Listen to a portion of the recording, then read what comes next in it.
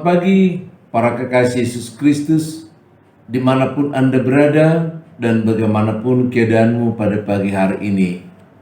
Setelah bangun pagi, kita akan merasa kesegaran atau mungkin juga kita kurang enak badan, sehingga kita harus perlu dirawat baik di rumah sakit atau di rumah, atau beristirahat sejenak agar kita mendapat pemulihan. Atau saudara-saudara juga ada dalam pergumulan, dan yakinkanlah dirimu, belajarlah dengan firman Tuhan bahwa roh Allah yang ada di dalam dirimu jauh lebih besar dari pergumulan yang kita hadapi atau dari penyakit yang sedang mengintervensi tubuh kita. Katakan dengan tegas pada tubuhmu, kepada dirimu, kepada jiwamu, katakan bahwa roh Allah yang ada di dalam dirimu melebihi kuasa dari pergumulan itu dan melebihi kekuatan dari penyakit yang ada, sehingga kita akan merasakan kekuatan yang baru karena firman Tuhan akan hidup mengalir di sekucur tubuh kita. Atau saudara yang sedang mempersiapkan hal-hal dalam sukacita, mungkin pesta kecil di rumah yang ada ulang tahun, kita bersyukur. Atau kita sedang berkarya, setelah 1 minggu kita akan mengakhiri karya kita di akhir pekan ini. Biarlah segala sesuatunya itu kita balut di dalam nama Tuhan, agar melalui semua yang kita kerjakan, nama Tuhan semakin dipermuliakan. Karena ketika kita memuliakan Tuhan, maka kita pun akan dipermuliakan Tuhan melalui berkat-berkat yang diberikan kepada kita dari jamahan tangan kita, atau melalui kesehatan yang diberikan, bahkan karakter yang diperbaiki. Melewat itu Tuhan senantiasa mempermuliakan kita, memperbaiki kita dari waktu ke waktu. Saya Pendeta Wilson Tobing dari GKP Romangun akan menyapa kita sekalian melalui firman Tuhan yang tertulis di Yeremia 31 ayat yang ke-25. Demikian bunyinya. Sebab aku akan membuat segar orang-orang yang lelah, dan setiap orang yang merana akan kubuat puas. Wow, luar biasa. Orang-orang yang lelah secara fisiknya dan orang yang menderita secara batiniah yang merana kembali akan disegarkan Tuhan dan kembali akan dipuaskan kalau kita bersama-sama ada di dalam Dia. Saudara-saudara, firman ini bersumber dari surat Yeremia yang dikirimkan kepada bangsa Israel yang ada di pembuangan di Babilonia. Sebagian besar mereka sudah di pembuangan Babilonia, namun masih ada yang tinggal di tanah Kanaan, dan dari sana Yeremia mengirimkan surat ini agar sekalipun mereka mengalami penderitaan di pembuangan itu, karena mereka telah kehilangan rasa nasionalisme dan mereka juga tinggal di negara di mana mereka sebagai pendatang tentu mengalami kesulitan dalam berbagai hal, bahkan mereka juga akan dilecehkan, bahkan akan diperbudak. Oleh karena itu diminta dalam situasi dan kondisi bagaimanapun, mereka tetap berharap kepada Tuhan. Tetaplah berharap kepada Tuhan, peliharalah pengharapan itu. Memang benar bahwa pembuangan itulah merupakan hukuman atas ketidaksetiaan mereka. Pembuangan itu memang hukuman dari Tuhan, tapi itu adalah atas ketidaksetiaan mereka di hadapan Tuhan. Bayangkan sebagai umat pilihan, bayangkan sebagai umat yang dituntun keluar dari tanah Mesir dan dipelihara di tanah Kanaan, dan Tuhan menjadi Allah mereka, sementara mereka sebagai milik Tuhan. Ternyata para imam-imamnya tidak lagi mencari di mana Tuhan ada. Bahkan para gembala-gembala sudah mendurhaka kepada Tuhan. Bahkan para nabi-nabi pun tidak lagi bernubuat dalam nama Tuhan.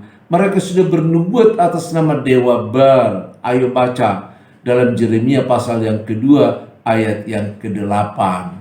Ya. Oleh karena itulah Tuhan murka, karena mereka telah melecehkan kehadiran Tuhan di tengah-tengah bangsa itu. Namun hukuman itu adalah untuk membentuk mereka menjadi baru dengan membuang mereka ke tanah Babilonia, dan dari sana akan dikembalikan sisa-sisa bangsa Israel yang diperbaharui, membangun kembali bangsa Israel yang baru sebagai umat pilihan Tuhan. Nah, ketika mereka menderita itulah surat ini dikirimkan di pasal yang ke-31, dari mana kita mengutip ayat yang ke-25, agar mereka melihat keberadaan mereka sebagai bagian dari rencana Tuhan, sehingga sekalipun mereka lelah mengikuti semua perjalanan ini, tapi mereka juga akan disegarkan nanti kembali. Karena janji Tuhan bersama dengan Tuhan tidak pernah ending yang mematikan, tapi endingnya selalu membahagiakan. Bahkan orang-orang yang merana di dalam batinnya karena merindukan kuasa Tuhan, merindukan bait Allah, mereka tidak boleh sampai ke sana. Mereka satu saat akan dipuaskan. Berharaplah kepada Tuhan. Inilah janji yang dituliskan oleh Yeremia kepada orang-orang yang terbuang di Babilonia tersebut, agar mereka tetap memelihara pengharapan mereka, kondisi apapun yang mereka hadapi. Memang seringkali kita bertanya ya, kalau kita bertanya dalam hati kita, kalau Tuhan itu kasih, kenapa dia membiarkan persoalan ini? Kalau Tuhan itu mengasihi kita, kenapa iblis nggak dimatikan aja supaya kita nyaman dan tentram? Kalau Tuhan itu mengasihi kita, kenapa penderitaan atau kegelisahan atau banyak hal dibiarkan berjalan dalam hati kita? Atau kalau Tuhan itu kasih, kenapa tidak memaafkan aja persoalan kita atau dosa-dosa kita? Tuhan itu adalah Allah yang maha adil. Tuhan itulah juga Allah yang maha kasih. Maka di dalam kasihnya dia tidak pernah mau menghukum orang-orang yang dikasihi. Tapi di dalam keadilannya dia harus menghukum setiap orang agar dosa itu juga diselesaikan. Dan pada saatnya nanti Tuhan tidak lagi menghukum manusia atas dosa-dosanya. Dia akan menghukum dirinya sendiri di kayu salib. Itulah jalan yang terbaik itu. Karena sekalipun Tuhan marah, karena sekalipun Tuhan murka, tapi itu bukan penyelesaian dari kebersamaan dengan Tuhan. Itu adalah menjadi awal dari satu pembaharuan. Karena murka Tuhan itu tidak pernah memuaskan dirinya. Yang memuaskan dirinya adalah kalau kita bertobat kembali kepada Dia. Justru ketika Dia murka, justru ketika Dia marah kepada kita, Dia pun selalu mengingat kita senantiasa. Saya baca di ayat yang ke-20 dari pasal yang sama, Yeremia 31 ayat yang ke-20 dikatakan begini. Anak kesayangankah Efraim bagiku, atau anak kesukaan? Sebab setiap kali aku menghardik dia, tak putus-putusnya aku terkenang kepadanya. Sebab itu hatiku terharu terhadap dia. Tak dapat lagi aku akan menyayanginya. Demikian firman Tuhan. Coba bayangkan. Jadi kalau Tuhan itu marah, kalau Tuhan itu menghukum, dia senantiasa terkenang. Dia senantiasa mengingat kita. Dia terharu kepada kita karena kita adalah anak-anak yang dikasihinya. Ya, coba sekali lagi aku baca di ayat yang ke-20 ini. Anak kesayangan kegerangan Efraim bagiku, atau anak kesukaan. Sebab setiap kali aku menghardik dia, tak putus-putusnya aku terkenang kepadanya.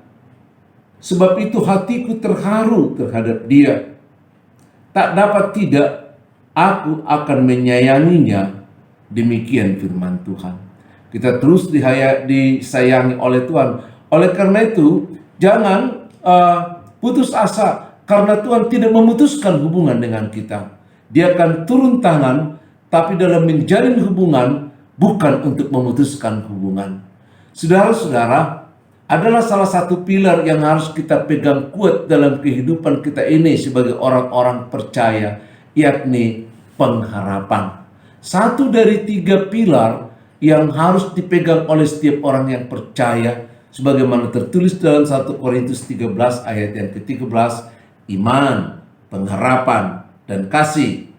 Maka pada saat ini kita berbicara soal pengharapan. Pengharapan tidak kalah penting dari iman. Pengharapan tidak kalah penting dari kasih, karena ketiga-tiganya saling dukung-mendukung, ya, saling memberikan sinergi. Bagi saudara-saudara dari suku Batak pasti akan mengingat tentang konsep Delihan Natulu.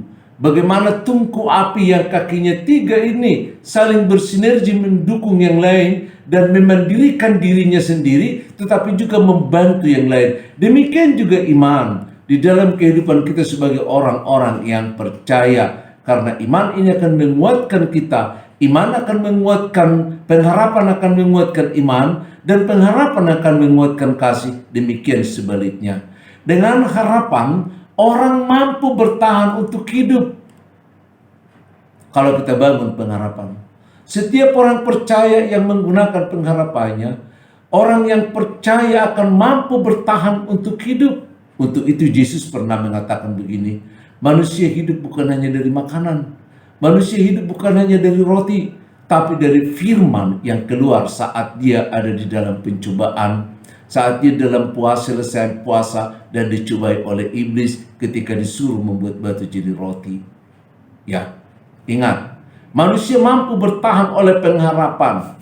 Ya, harapan menggerakkan tubuh kita untuk mencari pertolongan dan jalan keluar.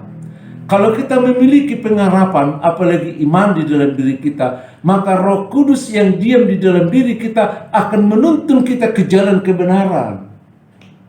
Karena Roh itu tidak akan diam, dia akan bekerja terus, apalagi di dalam hal-hal yang sulit.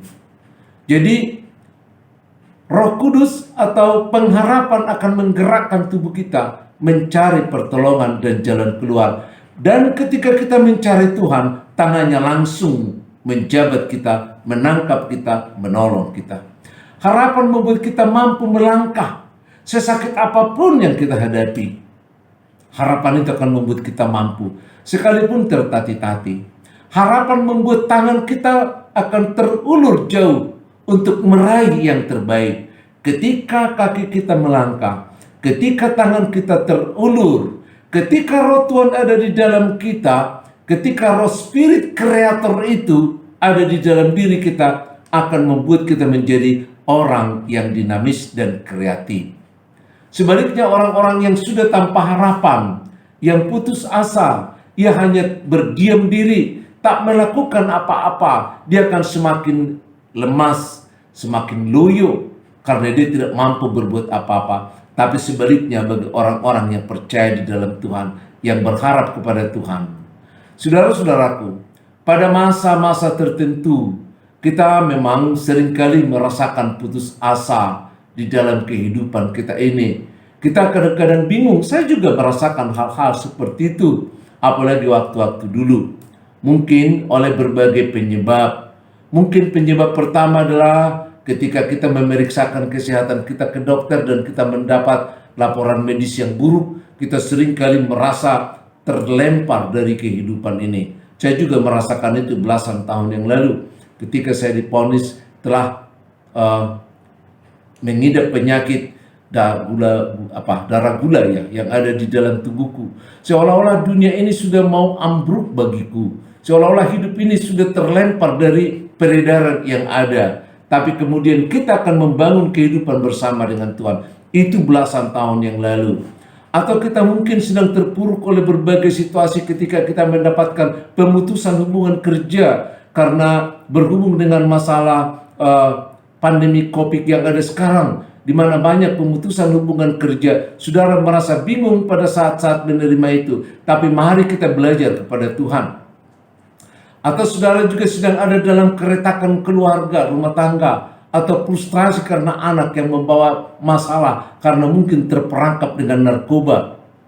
Tapi mari kita mendengarkan firman Tuhan, karena sekalipun ketika kita hidup dalam kesulitan, sekalipun kita terhempas di dalam karang yang sangat terjal, ingatlah Tuhan menyertai kita. Dia akan meninggalkan 99 domba yang baik untuk mencari satu orang yang terlempar dari kehidupan ini, yang menderita oleh penyakit. Itu sebabnya dikatakan tadi di awal, orang lelah akan disegarkan dan orang yang merana akan dipuaskan.